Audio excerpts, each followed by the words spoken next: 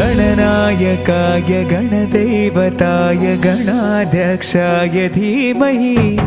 गुणशरीराय गुणमण्डिताय गुणेशानाय धीमहि गुणातीताय गुणाधीशाय गुणप्रविष्टाय धीमहि एकदन्ताय वक्रतुण्डाय गौरीतनयाय धीमहि गजेशानाय भालचन्द्राय श्रीगणेशाय धीमहि